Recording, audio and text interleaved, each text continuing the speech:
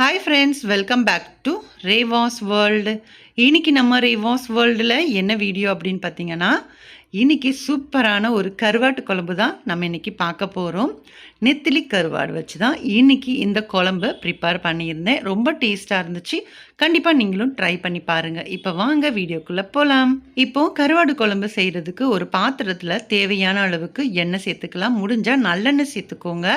இப்போ இதில் கொஞ்சமாக கடுகு, உளுத்தம்பருப்பு, ஜீரகம், அப்புறம் கொஞ்சம் வெந்தயம் இது எல்லாமே சேர்த்து நல்லா பொரிய விடுங்க. இது கூட ஒரு கொத்து கருவேப்பிலையும் சேர்த்து நல்லா பொரிஞ்சதுக்கு அப்புறமா பூண்டு ஒரு 10லேருந்து ஒரு 15 பூண்டு வந்து நல்லா அந்த பல்லை வந்து பார்த்திங்கன்னா தட்டிக்கோங்க. ஒன்றும் பாதியமாக தட்டிட்டு இப்படி சேர்த்திங்க அப்படின்னா அந்த பூண்டோட ஃப்ளேவர் ரொம்ப நல்லா இருக்கும்.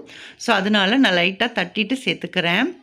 இப்போது வெங்காயம் நான் இன்றைக்கி வந்து சின்ன வெங்காயம் வச்சு தான் செய்ய போகிறேன் இல்லையா, அதனால் சின்ன வெங்காயம் ஒரு 150லேருந்து 200 கிராம் அளவுக்கு கூட நீங்கள் எடுத்துக்கலாம். இப்போ இந்த வெங்காயத்தை கூட லைட்டாக நீங்கள் தட்டி சேர்க்குறதா இருந்தால் தாராளமாக சேர்த்துக்கலாம். நான் இன்றைக்கி தட்டி சேர்க்கலை. இது வந்து நம்ம வெங்காயத்தை அப்படி தான் சேர்த்துக்கிறேன். பெருசாக இருக்கிறத மட்டும் லைட்டாக கட் பண்ணி ஆட் பண்ணிக்கிட்டேன். இப்போ இந்த வெங்காயம் நல்லா இந்த எண்ணெயில் நல்லா வதங்கணும். அந்த பூண்டோட ஃப்ளேவர், அந்த வெங்காயத்தோட ஃப்ளேவர் எல்லாமே சூப்பராக இருக்கும். ஸோ இப்போ வந்து ஓரளவுக்கு அந்த கலர் வந்து நல்லா மாறி நல்லா வதங்கி வரும்போது இதில் தக்காளி சேர்த்துக்கணும். நல்ல பழுத்த தக்காளியாக இருந்தால் ஒரு 2 தக்காளி வந்து சேர்த்துக்கோங்க.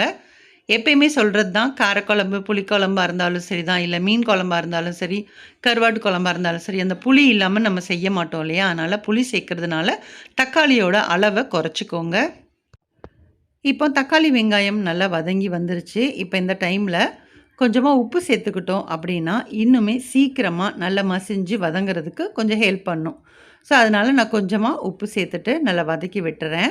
இப்போது வெங்காயம் தக்காளி ஓரளவுக்கு நல்லா வதங்கி வந்ததுக்கப்புறமா இதில் 1/2 டீஸ்பூன் அளவுக்கு மஞ்சள் தூள், 2 டீஸ்பூன் கொத்தமல்லி பொடி வந்து சேர்த்துக்கிறேன், தனியா பவுடர்.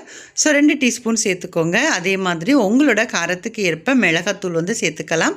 நான் இன்றைக்கி 1 டீஸ்பூன் மிளகாத்தூள், அதே மாதிரி நம்ம வீட்டில் அரைச்ச குழம்பு மிளகாத்தூள் இருக்கு இல்லையா, இது வந்து நம்ம எல்லா குழம்புக்கும் யூஸ் பண்ணோம் இல்லையா, அந்த பொடியிலேருந்து பார்த்திங்கன்னா நல்லா 1 டீஸ்பூன் வந்து நல்லா ஃபுல்லாக நிறச்சி சேர்த்துக்கோங்க. சப்போஸ் இன்னும் வேணும் அப்படின்னா கூட நீங்கள் இன்னும் 1/2 டீஸ்பூன் அளவுக்கு எக்ஸ்ட்ராவாக ஆட் பண்ணிக்கலாம்.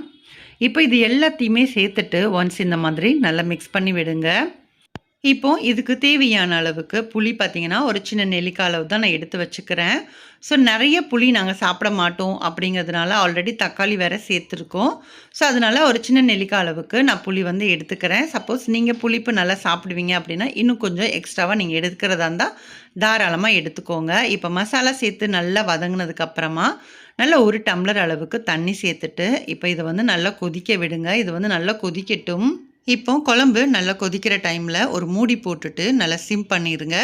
ஸோ மறுபடியும் நான் சொல்கிறது தான், எப்பயும் சொல்கிறது தான், மேலே தளன்னு அந்த எண்ணெய் வந்து லைட்டாக பிரிஞ்சு வரும். ஸோ அந்த டைமில் தான் நம்ம என்ன பொருள் சேர்க்குறோமோ அந்த மாதிரி நம்ம சேர்த்துக்கணும். இப்போ நான் வந்து புளி வந்து சேர்த்துக்கிட்டேன். புளி தண்ணி அப்படின்னு பார்த்தீங்கன்னா நான் சொன்னது தான், சின்ன நெல்லிக்காய் அளவுக்கு புளியை ஊற வச்சு கரைச்சி எடுத்துக்கோங்க. அதே மாதிரி புளிப்பு டேஸ்ட்டு நீங்கள் செக் பண்ணுறதா இருந்தால் தாராளமாக நீங்கள் செக் பண்ணிவிட்டு கூட நீங்கள் ஆட் பண்ணிக்கலாம், ஒன்றும் பிரச்சனை கிடையாது. இப்போது புளியெல்லாம் ஊற்றி தண்ணியெல்லாம் ஊற்றிட்டோம், நல்லா கொதிச்சிட்ருக்கு. இப்போ குழம்போட கன்சிஸ்டன்சியும் பார்த்துக்கோங்க. நல்லா கொதித்து மேலே லைட்டாக எண்ணெய் பிரிஞ்சு வருது பார்த்திங்களா. இந்த டைமில் ஆல்ரெடி நம்ம க்ளீன் பண்ணி எடுத்து வச்சுருக்கிற நெத்திலி கருவாடை வந்து சேர்த்துக்கலாம். இந்த மாதிரி நல்லா கொதிச்சிட்டு இருக்கும்போது சேர்த்துக்கோங்க. ஏன்னா நம்ம வந்து கருவாடு போடுறதுக்கு முன்னாடி குழம்பு நல்லாவே உங்களுக்கு கெட்டி ஆயிரும். ஸோ அதுக்கப்புறமா கருவாடு போட்டுட்டு கொஞ்சம் நேரம் நீங்கள் வேக வச்சாலே போதும். நீங்கள் முதல்லே கருவாடெல்லாம் போட்டுட்டோம் அப்படின்னா அந்த கருவாடு கரைஞ்சி உங்களுக்கு அந்த குழம்போட குழம்பா கரைஞ்சி போயிடும். ஸோ அதனால தான் லாஸ்ட்டாக வந்து நம்ம சேர்க்கணும். இப்போ கருவாடு சேர்த்தாச்சு. இப்போ ஒரு மூடி போட்டுட்டு ஒரு 5லேருந்து 7 நிமிஷம் போல் இதை வந்து நம்ம வேக வச்சுக்கலாம். அவ்வளோதான். இந்த சூப்பரான நெத்திலி கருவாடு குழம்பு வந்து ரொம்ப அட்டகாசமாக இருக்கும், ரொம்ப டேஸ்ட்டாக இருக்கும். கண்டிப்பாக நீங்களும் ட்ரை பண்ணி பாருங்கள். ட்ரை பண்ணி பார்த்துட்டு உங்களோட ஃபீட்பேக்ஸை கண்டிப்பாக என் கூட ஷேர் பண்ணுங்கள். இது வெறும் ரைஸுக்கு மட்டும் இல்லாமல் நீங்கள் வந்து இந்த உளுந்த சோறுலாம் பண்ணினீங்க அப்படின்னா இது கூட வச்சு சாப்பிடுங்க, ரொம்ப டேஸ்ட் நல்லாயிருக்கும். நான் ஆல்ரெடி உளுந்த சோறு ரெசிப்பியும் அப்லோட் பண்ணியிருக்கேன். ஸோ தேவைப்படுறவங்க அதையுமே நீங்கள் ஒன்ஸ் செக் பண்ணிக்கோங்க. நான் வந்து உங்களுக்கு ஹை பட்டனில் கொடுக்குறேன், தேவைப்படுறவங்க ஒன்ஸ் செக் பண்ணிக்கோங்க. அவ்வளோதான், சூப்பரான டேஸ்டான கருவாட்டு குழம்பு, அதுவும் நெத்திலி கருவாட்டு குழம்பு ரெடி. இந்த வீடியோ உங்களுக்கு பிடிச்சிருக்கும் அப்படின்னு நினைக்கிறேன். வீடியோ பிடிச்சிருந்தா வீடியோக்கு ஒரு லைக் கொடுங்க.